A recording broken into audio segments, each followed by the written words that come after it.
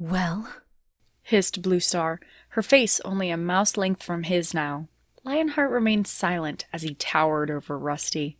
He flattened his ears and crouched under the Golden Warrior's cold stare. His fur prickled uncomfortably. I'm no threat to your clan, he meowed, looking down at his trembling paws. You threaten our clan when you take our food! Yowled Bluestar. You have plenty of food in your two-leg nest already. You come here only to hunt for sport, but we hunt to survive. The truth of the Warrior Queen's words pierced Rusty like a blackthorn, and suddenly he understood her anger. He stopped trembling, sat up, and straightened his ears. He raised his eyes to meet hers. I had not thought of it that way before. I am sorry. He meowed solemnly. I will not hunt here again.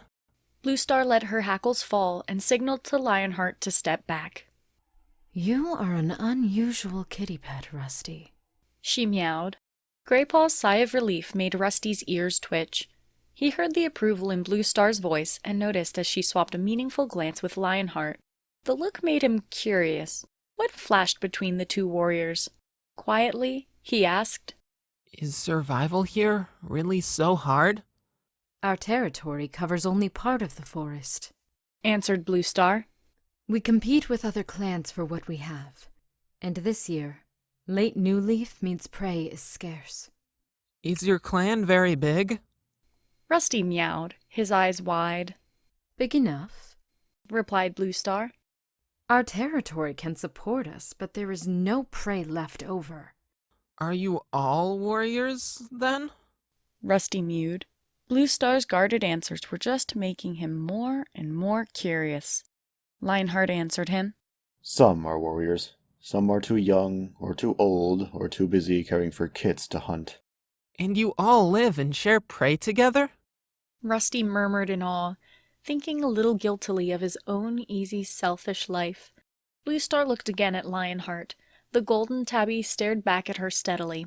At last, she returned her gaze to Rusty and meowed. Perhaps you should find out these things for yourself. Would you like to join ThunderClan? Rusty was so surprised he couldn't speak. Bluestar went on. If you did, you would train with Graypaw to become a clan warrior. But kitty pets can't be warriors. Graypaw blurted out. They don't have warrior blood. A sad look clouded Bluestar's eyes. Warrior blood. She echoed with a sigh. Too much of that has been spilled lately.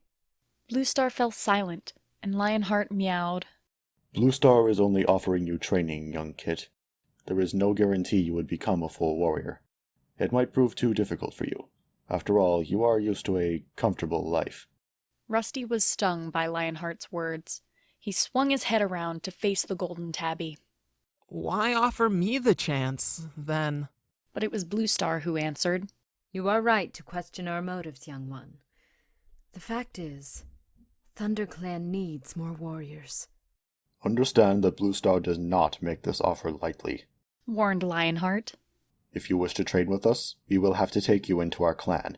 You must either live with us and respect our ways, or return to your two-leg place and never come back. You cannot live with a paw in each world. A cool breeze stirred the undergrowth, ruffling Rusty's fur. He shivered, not with the cold, but with excitement at the incredible possibilities opening up in front of him. Are you wondering if it's worth giving up your comfortable kitty pet life? Asked Bluestar gently. But do you realize the price you will pay for your warmth and food? Rusty looked at her, puzzled. Surely his encounter with these cats had proved to him just how easy and luxurious his life was. I can tell that you are still a Tom, Bluestar added, despite the two-leg stench that clings to your fur. What do you mean? Still a Tom? You haven't yet been taken by the two-legs to see the cutter, meowed Bluestar gravely. You would be very different then.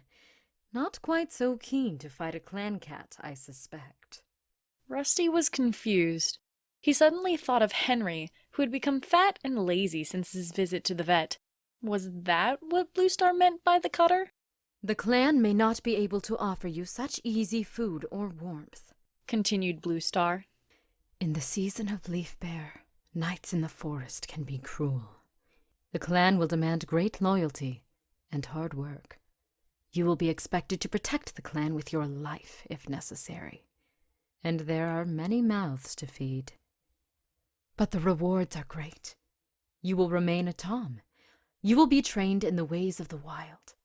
You will learn what it is to be a real cat.